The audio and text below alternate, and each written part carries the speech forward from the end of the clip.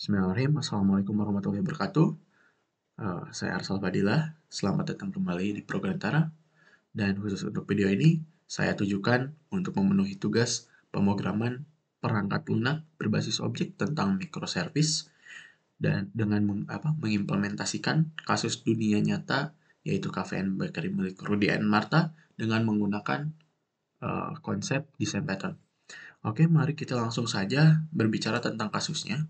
Jadi kasusnya ini Rudy dan Martha ya, ingin membuat cafe and bakery gitu ya. Ini satu pasangan suami istri ya, Rudy dan Martha tuh ingin membuat banyak cabang dan dia ingin mempunyai fitur online, offline gitu ya. Jadi seperti di McD mungkin ya kayak gitu atau di Alfamart, Indomart kayak gitu.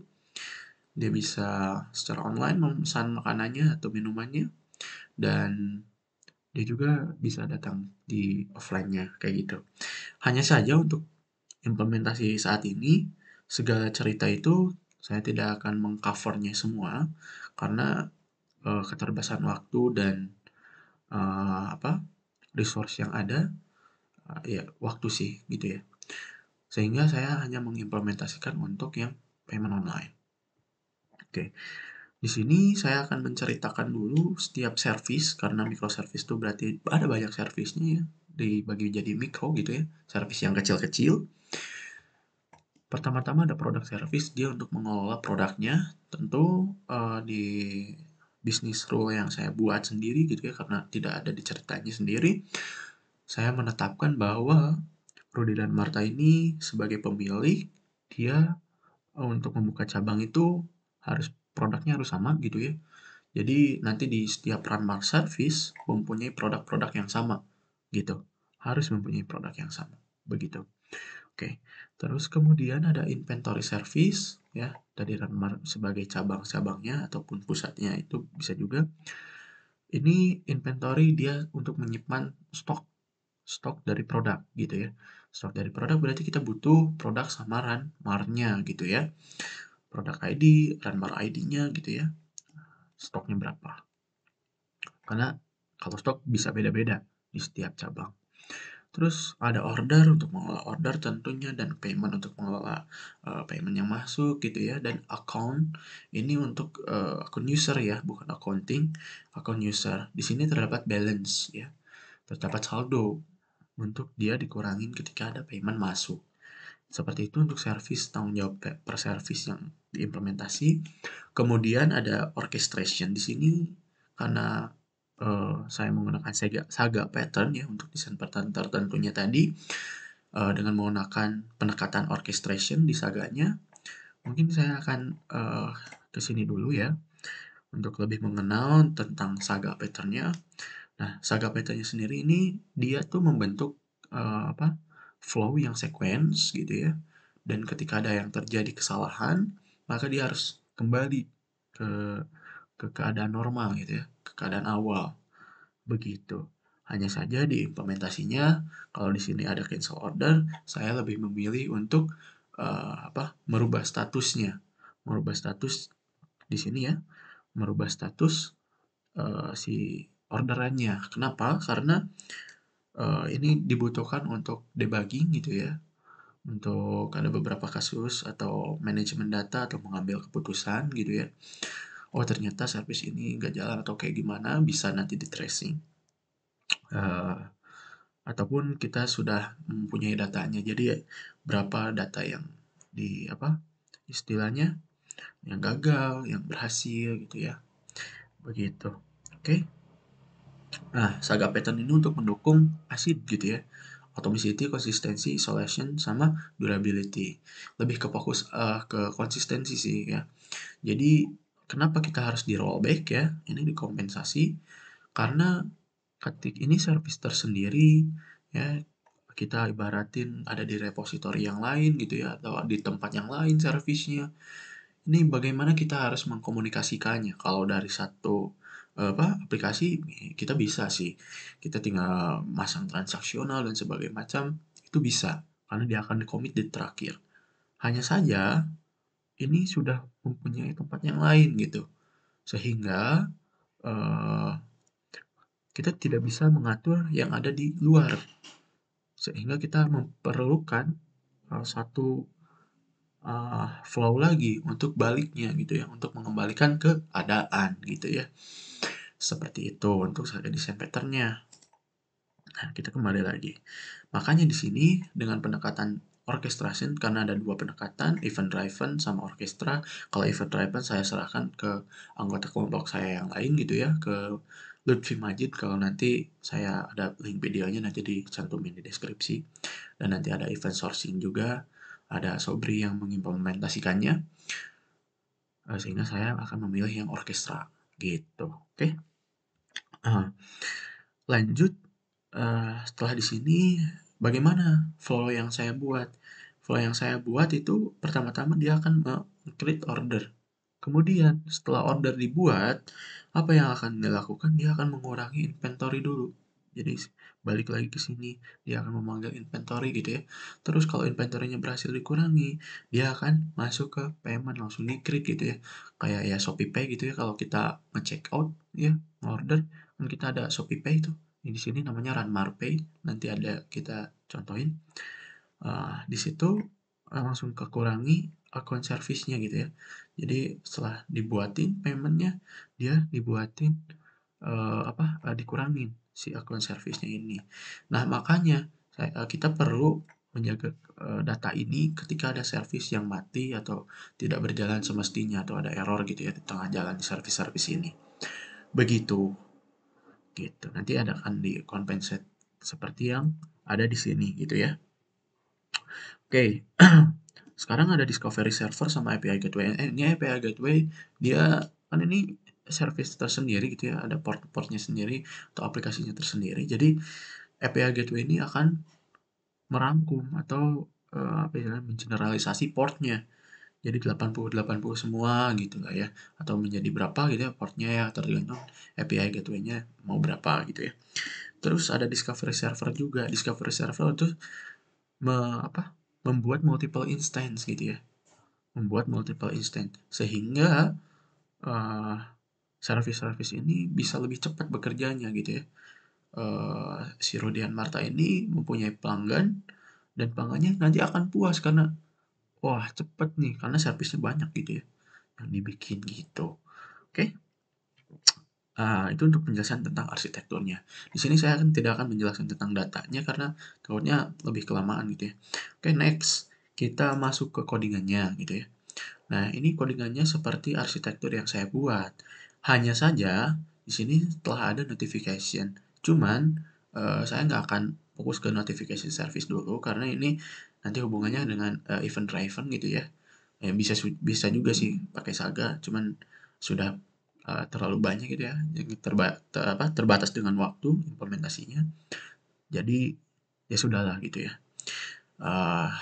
Baru sampai ke yang akun service dikurangi dan nanti di-update order service-nya atau order statusnya gitu ya. Kayak gitu. Nah, itu di mana cerita itu disimpankannya? Ini orchestrator service. Jadi sebagai orkestra ya.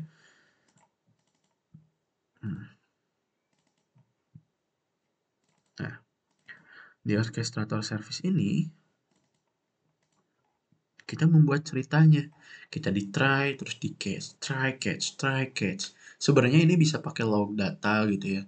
Hanya saja kembali lagi terkait dengan keterbatasan waktu dan sepertinya untuk membuat hal seperti itu agak butuh waktu juga gitu ya untuk saya melihat pattern yang lain mungkin ya untuk membuat logging kayak gitu seperti apa sehingga di sini untuk mempermudahnya saya pakai try catch untuk mengembalikan keadaannya. Ketika di sini ada error, maka kita rollback semuanya gitu ya. Sampai ke ini update order dan pembayaran gagal gitu ya. Kalau berhasil semua, ya pembayaran berhasil. Seperti itu ya untuk ceritanya sendiri. Kemudian setelah ini kita akan mencobakannya benar gak gitu ya. Yang saya tadi katakan. Oke. Di sini service-servicenya setelah jalan semua dan ada dependencies lain yang diperlukan yaitu Docker. Ya, di Dockernya kita masang MySQL, Keycloak, Postgre. Sebenarnya nggak perlu sih Postgre ya. Kalau kita stop pun nggak jadi masalah. Dan Docker MongoDB ya, pakai MongoDB sama Zipkin untuk nge-tracing sebenarnya gitu ya. Terus Keycloak itu untuk otorisasi, security, tapi saya nggak akan bahas soal itu lebih jauh karena fokus saya di order saganya gitu, di saga patternnya. Seperti itu ya. Oke, kita coba datanya dulu ya. Eh, sorry. Nah, di sini kita punya account gitu ya. Ini kita punya account seperti ini. Ini ada balance-nya dan misal Arsal Fadila saya sendiri yang akan apa istilahnya? Mesen gitu ya. Mesen. Kita tempatkannya di workflow, di place order gitu ya.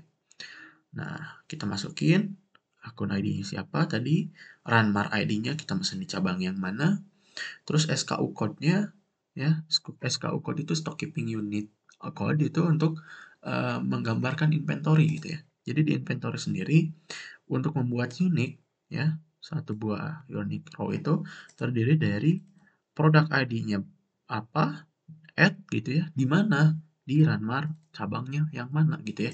Itu adalah SKU code yang saya buat dengan business rule yang saya buat sendiri gitu ya. Oke, kita kembali lagi ke sini. Nah, dan jika servisnya unpayable akan muncul seperti ini ya. Jika belum jalan, dijalankan servis si orkestranya. Kalaupun yang ada yang lain, pasti seperti ini return-nya ya. Oke, kita coba aja desain ya.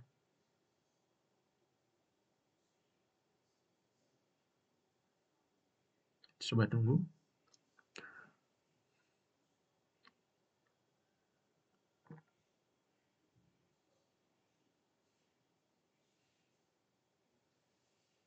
Agak sedikit lama emang betul gitu ya, karena dia akan mencoba mencari gitu ya, bener gak gitu ya, sehingga pembayaran berhasil gitu. Pembayaran berhasil tadi coba kita lihat di account 660.000, jadi kurangi 15.000, ya sekitar lah gitu ya 645.000 gitu kan ya. Begitu. Kita coba lagi satu kali lagi misal oh ya, ini di sini 50 ya, tadi kita belum desain. Sekarang kalau desain jadi berapa? Jadi 49. Oke, satu kali lagi ya. Kita ingin memesan 2 misal di toko yang sama dengan produk yang sama juga. Produknya ini adalah yang tadi ya di produk di sini ada mochaccino. Kebetulan hanya satu saya buatnya. Oke. Dan ini nggak perlu kita panggil-panggil terus gitu ya, ngecek apakah ada nggak gitu, bakal ada nggak. Karena nantinya ini untuk diimplementasikannya kita nggak akan pakai Postman gitu ya. Ada UI-nya gitu ya, ada web UI-nya atau web app-nya gitu ya, atau app mobile-nya, sehingga nanti udah dijaga dari sana gitu ya, untuk ke keaslian datanya atau ketersediaan datanya sendiri gitu ya. Begitu. Kalau di sini saya anggap ada drop down lah atau apa gitu ya di Postman-nya. Oke, kita coba run lagi. Oke, berhasil. Pembayaran berhasil, 30.000 total harganya yang dibayar gitu ya. Kita coba lihat di balance. Ngurangin gitu ya. Terus kita coba lihat di di order, apakah dia dibikin ordernya tadi ada berapa? Udah dua kan ya? Udah dua masuk gitu ya, dengan pembayaran berhasil. Kemudian inventory juga kita coba lihat juga. Oke, berhasil juga ya. Jadi kurangi 2, 49 kurangi 2 jadi 47. Dan di payment kalau kita coba lihat, kalau dia berhasil ada 2 harusnya. Ada 2 ya, ada 2 Ranmar Pay metodenya gitu ya. Karena dia langsung ada di balancing di sini, dia pakai Ranmar Pay bukan datang ke tempat gitu ya. Kemudian seperti itu sih ya. Kita akan coba lihat bagaimana kalau ada servis yang mati gitu ya, ada yang error. Misal langsung saja kita yang di terakhir nih, yang di terakhir tuh yang withdraw balance di akun servis. Akun servisnya kita lupa atau terjadi kondisi yang buruk gitu ya, nggak tahu apa atau data atau apa gitu ya, datanya tidak sesuai kah atau apa. Kita coba stop akunnya, nggak jalan gitu ya akunnya. ini akan terjadi seperti apa?